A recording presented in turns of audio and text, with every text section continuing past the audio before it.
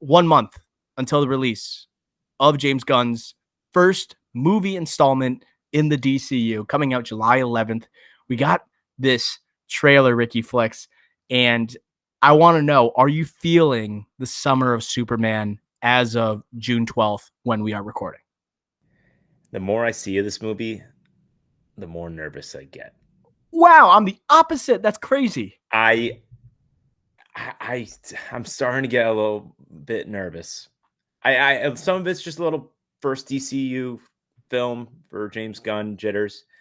Other is just the look of this movie. The same cinematographer as The Flash. You kind of get that highlighted really in this trailer with the slow-mo tooth scene, and a bunch of other up close and personal flying scenes, which makes me a little nervous just because of what we saw with The Flash. I am a little bit afraid. And we talk about how the visual effects, they finished filming this movie early, so they had a year to do the visual effects. And I think, I don't know, I'm getting more nervous that that year means nothing, because what I'm seeing right now on a small screen is making me nervous. I can't, like, it on a big screen. I don't know. And also, obviously, the runtime came out just over 2 hours. Love that. But also for a movie that's going to be multidimensional, confirmed, that has so many storylines, trying to there's no prior movie of an origin, and it's 3 years into Superman's career here. Um, there's going to be a lot of like trying to tell you what's going on in 2 hours and all these different characters. That's a worry that I've had since the beginning. And then finally, this trailer really kind of highlights pluckiness is not the right word, but it's just below that. Like Camp. Lois Lane flying, uh, like commanding the ship there. Some of the jokes that aren't landed to me, and also in the promo to this movie, I'm just starting to get a little nervous. I still have high expectations, right? I still think it's going to be good, but I am starting to get more nervous. I think the word you're looking for is it's a little campy. That's what the movie is. That's actually yeah, you're right. That's exactly the word. And that's why I think like this movie, it's going to be a hit more with audiences than it will be with critics. That's kind of what my takeaway was after seeing this trailer. This one's for the fans. It's a comic book ripped out and put onto the big screen. And I have thought for a little bit, we're being overexposed to this movie. You know, I'm seeing too much. This was the classic overexposure trailer where, oh, did we just see the villain and they were trying to keep it a secret? Oh, but they don't tell you straight up who it is. It's not as bad as Doomsday getting revealed in the final trailer for Batman versus Superman. If we should do a top billing of like overexposed moments in trailers, Yes. that would be the one. You have to know that James Gunn was probably watching this trailer get cut. Like, there's no way, because it's like it's a comic book movie, his universe. Like, usually directors aren't involved with like the trailers and stuff that much. But I assume he was involved, being like, we can't give away who the villain is exactly, right? We could tease that there is someone that Superman is fighting. He's gonna have long hair. He's gonna have laser shooting out of his eyes. We've been hinted at pocket dimensions, right? It could be an alternate version of Superman, but we're not going to tell them straight up or give an obvious visual. They are taking notes from last time, Ricky Flex, but visual effects wise, the more I see the flying, the more I like it. And like when I saw the laser vision and them going and him going in a circle, Crypto a part of the battle, I'm like, this is going to be a fun ass movie. The only FX that I'm kind of sketchy on is the kaiju. It's every time I see the kaiju and they have that dinosaur looking, Godzilla looking thing, that's when I'm like, this is just, there's no way I'm going to be convinced that this looks good. Even if you could be working on the effects. I know they finished it, they had a year to work on it. I could see it 100 times. I could squint my eyes. I could put on glasses. It will never look good to me. But everything else, I'm loving. You know, I guess the Superman corny, campy line of, you know, I'm trying over here when he's talking to Mr. Terrific, little cheesy, but I think this movie's just it's a summer superhero blockbuster. This is not the Batman, right? This is for the fans, and it's kickstarting a universe. I think this is a summer fun movie. That's what the vibe I'm getting right now. I think this trailer actually solidified that.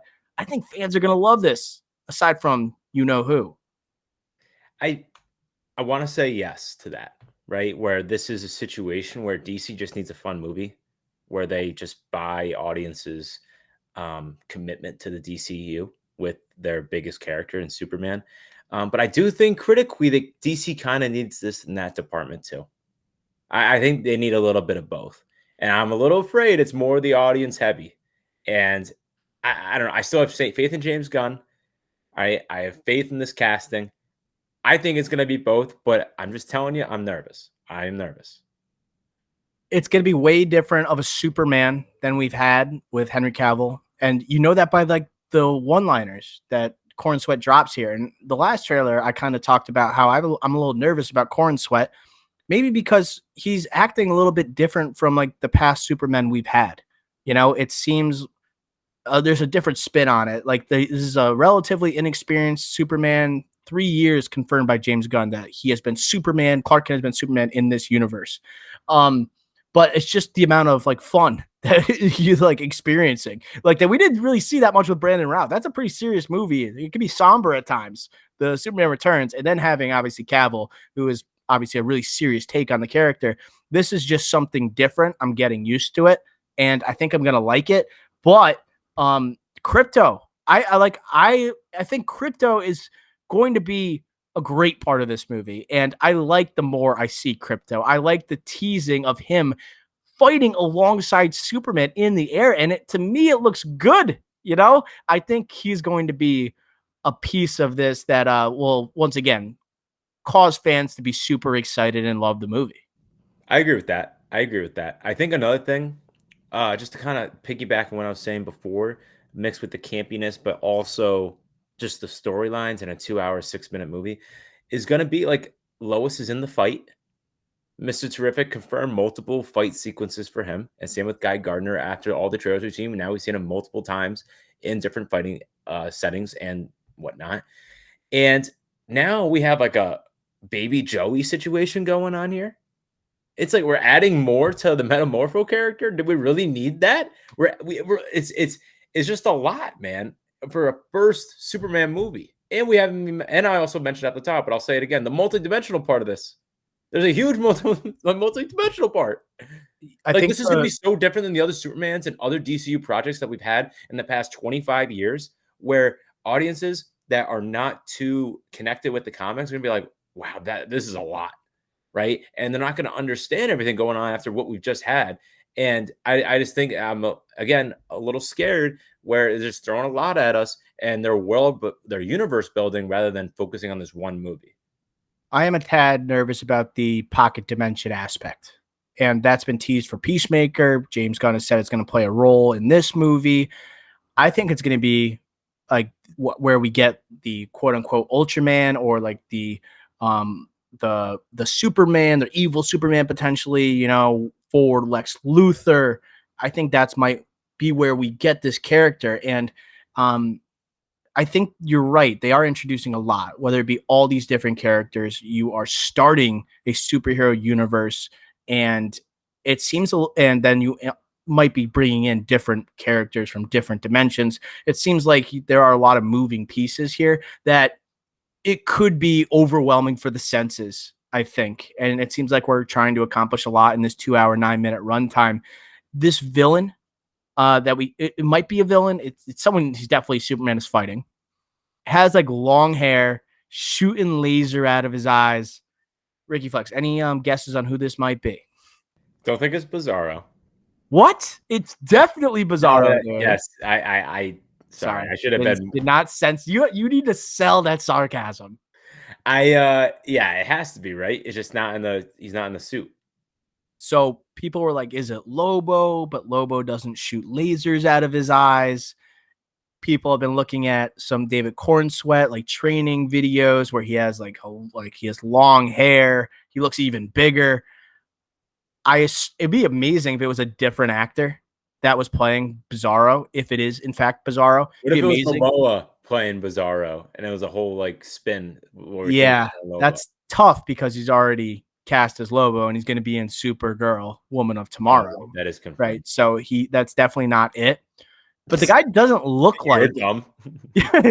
You're dumb. But this guy does not really look like, from what we've seen. Like I can't imagine that as David Cornsweet. You know, I wonder if it is like a different, you know, similar looking David Corn Sweat. Maybe we get a surprise actor in here.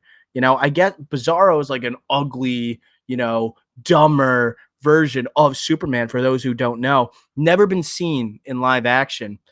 I don't know. That's a lot for David Corn Sweat if he's like trying to like kind of plant his flag as Superman, and then he's also playing an evil version of Superman in the same movie. I wonder if they're going to have two different actors, if that's indeed the case. Yeah, I just find it hard that James Gunn would take such a leap with David Cornsweet, who's never led anything. Yeah. And this is his first movie he's ever, full theatrical release, that he'll be a leading actor. For him to play two parts in that first time out in a A-list role. So I find that hard to believe, especially because he's never played Superman before. It's not like this is the third Superman movie and he could roll out of bed and play Superman. He had to take time to learn how to play Superman. Imagine this guy also had to learn how to play the big bad of the Superman movie while also trying to be Superman for the first time. I don't think so. I just don't think that's the case. So I'm kind of now actually kind of believing that isn't Bizarro. I kind of want to take that back. He's not the big bad. It's the same thing as Doomsday in Batman vs. Superman, but it's just Bizarro. And James Gunn likes to incorporate villains and characters we have not seen before. We have never seen Bizarro. Everyone thinks it's Ultraman. Let's do a little switcheroo. Here comes Bizarro. It's got to be him. But we've besides Lex Luthor, we haven't seen any of these villains that are on the screen in these trailers. Whether it's the Engineer, Ultraman. They created a new villain in the Baravian. But like, I think Ultraman is Bizarro. I think that might be a thing. There might be hiding his identity. I think that's kind of my theory. I would have to check back in the comics because he's wearing a helmet and things. Maybe they don't want to show that he is also Superman for some reason. I just don't know if that's ever happened in the comics. I don't. Yeah, I don't. That's happened. We're more Batman than Superman people, so we'll have to double check that. That hasn't happened. Like Ultraman has never been Bizarro. Like at least from main runs that I've read, like Bizarro is a whole different character. Yeah, so I'd be a little shocked because Bizarro is like he's a little wacky. He's not from a different dimension. That's the thing. We'll see. We'll see. Yeah, we will. Lex Luthor, I thought was really good in this trailer. This gave me hope for the Nicholas Hoult performance. I think he's going to knock it out of the park. This is going to be. Right. Once again, you had to jump on for The Order. You don't want to. I was going to ask you 2024 if you want to be on the Nicholas Hoult bandwagon. So after seeing this trailer, I had the same reaction. I'm like, damn, like I think he's selling me on this Lex. Do we want to give people one last opportunity, or is it really over? Like if we don't let him back on right now, then like it's over. It'll never be opened again.